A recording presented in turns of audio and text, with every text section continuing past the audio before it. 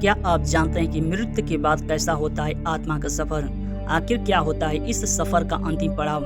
जानिए क्या कहता है इस विषय पर गरुड़ पुराण। जिसने जन्म लिया है उसे एक ना एक दिन अपने प्राण त्यागने ही पड़ते हैं। जब आत्मा शरीर छोड़ती है तो उसे दो यमदूत लेने आते हैं। गीता के उपदेशों में भगवान श्री कृष्ण कहते हैं कि आत्मा अमर है, उसका अंत नहीं होता। मान्यताओं और धारणाओं में से अधिकांश काल्पनिक, मनगढ़ंत एवं झूठी होती हैं, किंतु समय समय पर इस दुनिया में कुछ ऐसे रत्नों, तत्व विज्ञानियों एवं योगियों ने जन्म लिया है जिन्होंने अपने जीवन काल में ही इस महत्वपूर्ण गुत्थी को सुलझाया है। ऐसे आत्मज्ञानी महापुरुष समाधि के उच्च स्तर पर पहुंचकर समय के बंधन से मुक्त होकर कालातीत हो जाते हैं। दुनिया के हर इंसान के मन में कभी न कभी यह प्रश्न अवश्य उठता है कि आखिर जीवन और मृत्यु का रहस्य क्या है। जब भी मन में मृत्यु का ख्याल आता है या किसी शव यात्रा को गुजरते हुए देखते हैं तो रोमांचित हो जाते हैं। आखिर यह मृत्यु क्या है?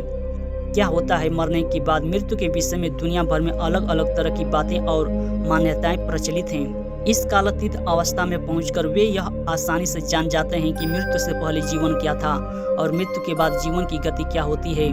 ऐसे ही पहुंचे हुए सिद्ध योगियों का स्पष्ट कहना है कि काल की तरह जीवन भी असीम और अनंत है। जीवन का ना तो कभी आरंभ होता है और न ही कभी अंत है। लोग जिसे मृत्यु कहते हैं वह मात्र उस शरीर का अंत है जो प्रकृति के पांचों तत्वों पृथ्वी, जल, वायु, अग्नि और आकाश से मिलकर बना था।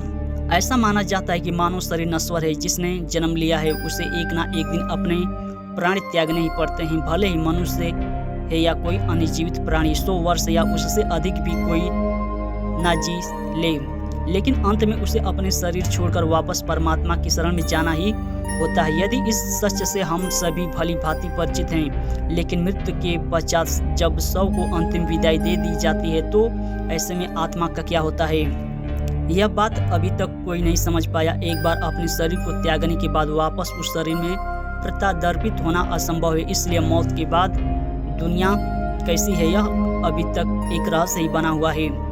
किससे कहानियों या फिर अफवाहों में तो मौत के पश्चात आत्मा को मिलने वाली यातनाएं या फिर विशेष सुविधाओं के बारे में तो कई बार सुना जा चुका है, लेकिन पुख्ता तौर पर अभी तक कोई यह नहीं जान पाया कि क्या वास्तव में इस दुनिया के बाद भी एक ऐसी दुनिया है जहां आत्मा को संरक्षित कर रखा जाता है। अगर नहीं तो जीवन का अंत हो जाना पर आत्मा कहाँ चली जाती है? गीता के उपदेशों में भगवान श्री कृष्ण कहते हैं कि आत्मा अमर है, उसका अंत नहीं होता, वह सिर्फ शरीर रूपी वस्त्र बदलती है। वैसे तो कई बार आत्मा की अमर यात्रा के विषय में सुना जा चुका है, लेकिन फिर यह सबसे अधिक रोमांच और जिज्ञासा से जुड़ा मामला है। शरीर त्यागने के बाद कहाँ जाती है आत्मा? गरुड़ पुराण जो मरने के पश्चात आत्मा के साथ होने वाले व्यवहार की व्याख्या करता है, उसके अनुसार जब आत्मा शरीर छोड़ती है तो उसे दो यमदूत लेने आते हैं। मानव अपने जीवन में जो कर्म करता है यमदूत उसके अनुसार अपने साथ ले जाते हैं। अगर मरने वाला सज्जन है, पुण्य आत्मा है तो उसके प्राण निकलने में कोई पीड़ा नहीं होती, लेकिन अगर वे दुराचार या पापी हो तो उसे पीड़ा सहनी पड़ती है।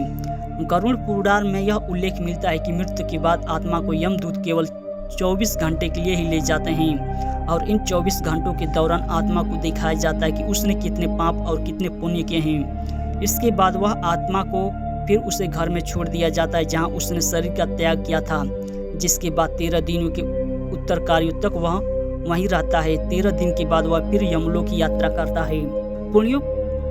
पुराणों के अनुसार जब भी कोई मनुष्य मरता है और आत्मा शरीर को त्याग कर यात्रा प्रारंभ करती है तो इस दौरान उसे 3 प्रकार के मार्ग मिलते हैं। उस आत्मा को किस मार्ग पर चलाया जाएगा यह केवल उसके कर्मों पर निर्भर करता है। ये 3 मार्ग अर्ची मार्ग, धूम मार्ग और उत्पत्ति विनाश मार्ग। अर्ची मार्ग ब्रह्मलोक और देवलोक की यात्रा के लिए होता है, वही धूम मार्ग पृथ्वीलोक की यात्रा पर ले जाता है और उत्पत्ति विनाश मार्ग नरक की यात्रा के लिए ले जाता है। वीडियो देखने के लिए आपका धन्यवाद। फिर मिलेंगे अगली वीडियो में। जय हिंद, जय भारत।